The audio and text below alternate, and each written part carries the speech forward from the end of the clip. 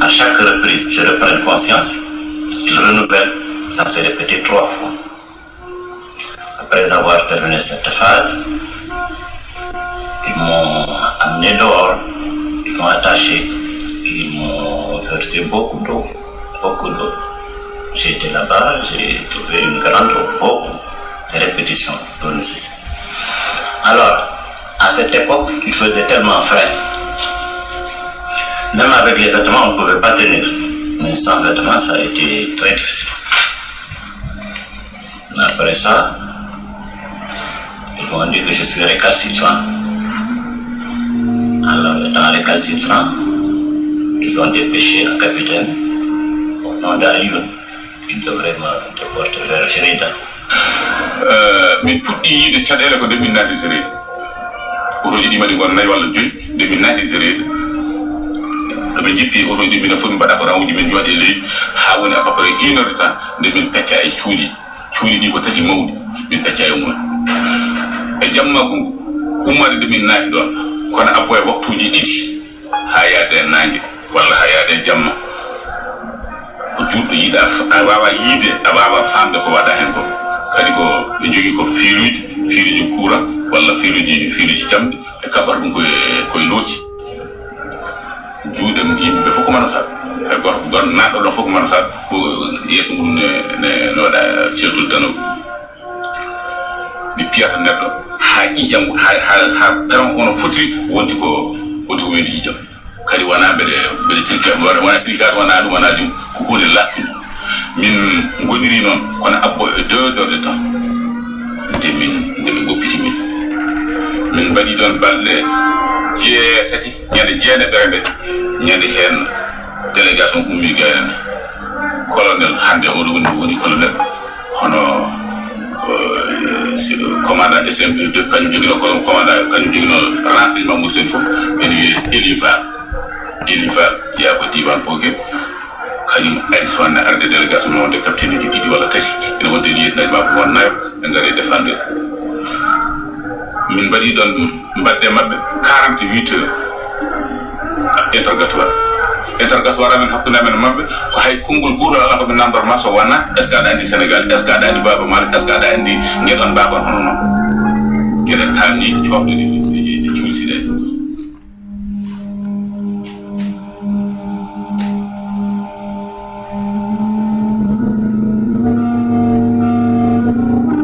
Persécutés, humiliés, dépourvus de leurs biens. À ces quelques rescapés, il ne restait qu'une lueur d'espoir pour leur famille. Contrôleur des douanes, Babaïdi Alassane, qui fut arrêté le 26 novembre 1990 à son bureau au port autonome de Nouadhibou,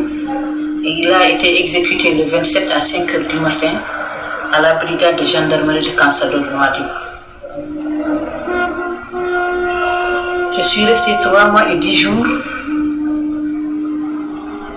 pour savoir qu'il a été tué. C'est-à-dire c'est à la sortie des rescapés de certains militaires ou des douaniers qui étaient emprisonnés avec lui, qui ont eu eux la chance de sortir vivants,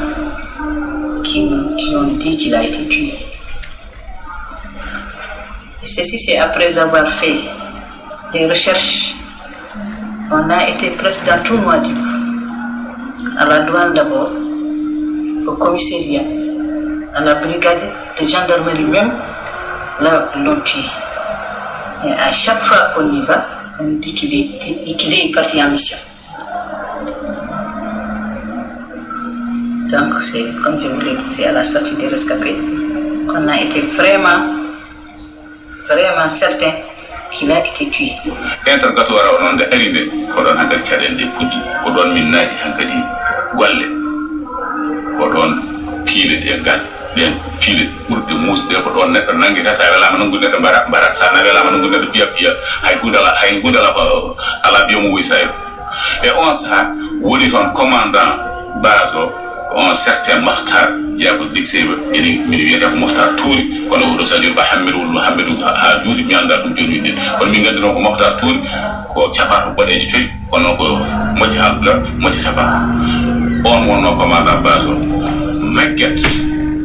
kañum jogi kala ko faade Maguette ya do Maguette cugoli o towoso kañum jogi kala ko faade interrogatoire omo wonde goddo e wiye Wul Samdo kambe be do didi kambe jogi interrogatoire neddo fo mo be bela warde walla mo bela fiide ha do sutta badum ni jijide hen nawede ko abe jogi do ko goro be biya dum ko bosul neddo fo mo be jeeyo mo be jekki mo be kaldi kongu tagi be no dar poso abe jogi do yibi element di dari en goro wiere ko Israël en goro wiere ko ide manadi c'est des soldats kany men jogi be groupe naw yimbe be do no wiete bosori so be jetni ma bosori wadi ko pende nay jungo ma da ber ko jodi di defo kaber e koy di defo kaber kipeda wala nga jinda sans dépendre da fo kipeda wala nga jinda jungo ma be ga ko corse jamdi darim koy di dembare non ankari abuza be jima ma ido so tax so go jima ma hande berde mo hanno no do Allah hanni so tawi a huccite majjum dum ko awawa joganade dum fitam wafde way dum so tawi woni ay handon jaado no ko woni ko kulkurdo e ma moi ils m'ont mis de côté. Ils ont dit que je dois avoir une sanction exemplaire parce que tout simplement non seulement je suis le spécialiste alors de l'ensemble des jeunes qui étaient là-bas, doyens et sous-officiers ou autres. Alors il fallait que je subisse des tortures musclées. À cette occasion, ils sont allumés un feu de bois, ils m'ont ligoté. Alors, ils ont pris du bois allumé, ils m'ont brûlé les 2 pieds. Bon, à chaque fois que le bois s'éteint, et le renouvelle avec un autre bois qui était dans le feu, je remplace, ainsi de suite, jusqu'à ce que j'ai trouvé de grandes plaies sur mes pieds. Kanko Abdoulaye Amadou Seydou mi won be jaggimo ko nyande 15 décembre 90 ale o yettino ko koyse woni koy koyse lew o human jëm suudi makko mo jogori suddoyti o ari do o fewni wolisma o soodi marchandise makko ala fo ko wadani o pour o mo yaha direct baba mo sudda e lewru décembre be noddimo do telegram Hamed Saleh gonno don mawol kaawo be noddimo do telegram be bimo yo ar joni e capitaine Juga ndo capitaine Samuri min nani ni ko Samuri woni piidom hawma hen be noddimo be bimo yo tinno yo rew elega e shuhdi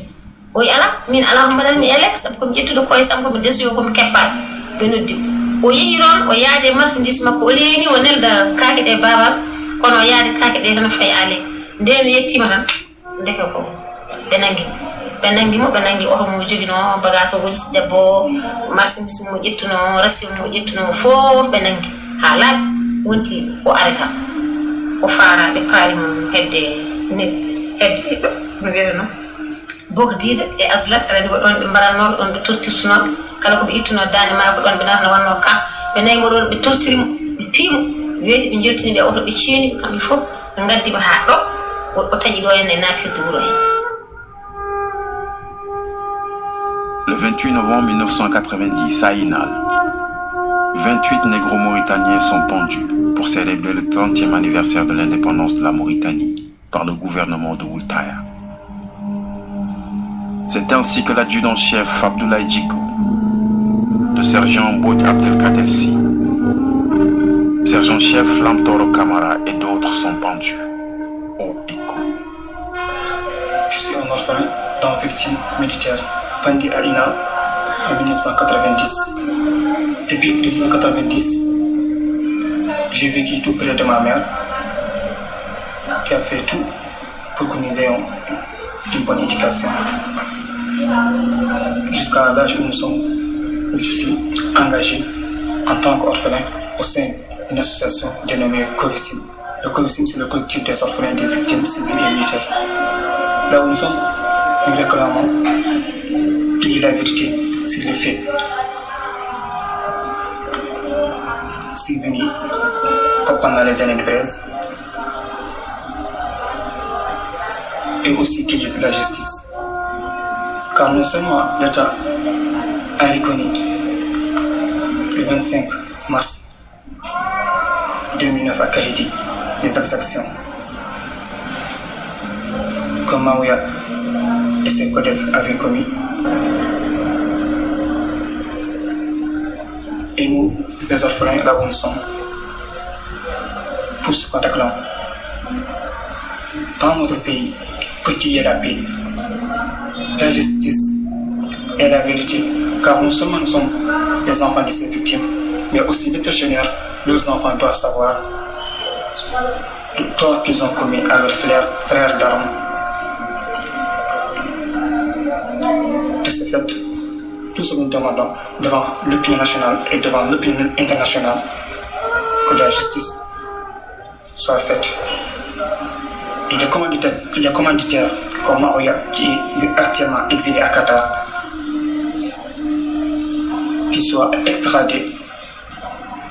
ou un jour, on fera tout pour demander son extradition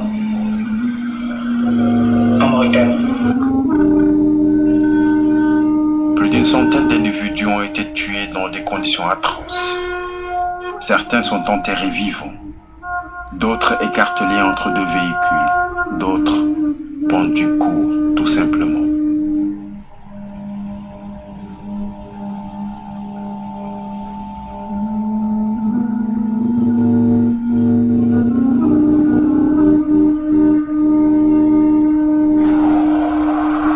On quitte la capitale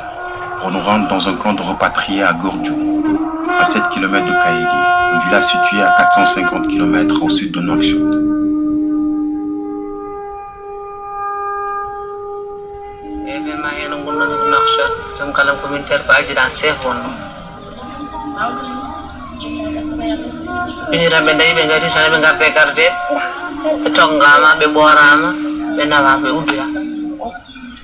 bagas kala ko jogi na xam ala ko nawda so wodi wutem worin law hay horonde la sabe be so daari horonde be ngandina moji be pat horonde dum ko ma jaan be taccini min non be nay min da Sénégal tugure ko gittaami don ha dettoyimi ci lon goddum ko e beccam di certunde gondum hen ho reda mus garton kayedi do don abortum be don yaare depuis jeedi tugure ko abortum fewde do dum jodi mi meeda hurta lewu hadde no kulol ngol fonno ya jom galla mo bidum ko ma tak jom galla mo wi ko tacca taw kam jom galla mo wi kanyum hayse be cerdi hoore wundu e daadum hen yaltaade murse wi do mursani koy mursani jibina ko hen mo woni ko mursani ko wollede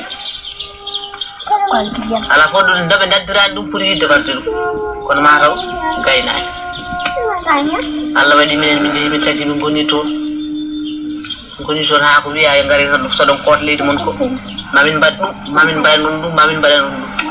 dum min do ndu min ngari min tacci ko doy kay taccirno do e kay be kirnde min toon otoji min gaddi min do e laddi sula hela e goto min ganda do ko min gattida do ko ne feedo joni haydar min dana awani min kokkana ko caaleede de ala no bay caggal caaleede de min ngari min kokka ko kema min kokkana ko sugar seede min kokkana ko nebam seede don ha kila den ha joni haydar min keba mi je ko fof ko sa ko didi kema keba yimbe je ko fof sa ko didi kema yimbe je ko be fof keba ko lituru je ko tiwli ko fof ko litar ne ba be gadnaani min non buur be gadnaani min budde de sote ala dum tan be gaddi be gadani min barme goto be gadani min tasa goto be gadani min sarala goto be pokiti be jitani so wonade be garti do be biye be gadani min nay be min halama adana min nay so gadani min ko min nyaa be pokiti be gaddi do nay de be gaddo non nay goto fof yimbe je ko fof kolci didi yimbe je ko fof kolci didi mina neme di pian do fal e wonno be puccodi ko nay poji nay di bala ka barke neme di gondo ko yontere woter kanji tuf rikuto no mayel laaj kanji poji ndasa di bedda min noddi min biya be garnay mayi bisama fusa nay mayi wondi min tottor nay mon tan min tottor ay be ngadi do forage mabbe filmoji mabbe filmi do poti kambe ngandi ko be net kambe ngandi ko be kaali kambe jiyan nay tan nay ji tuggude nde min jodi min ko min tacci hande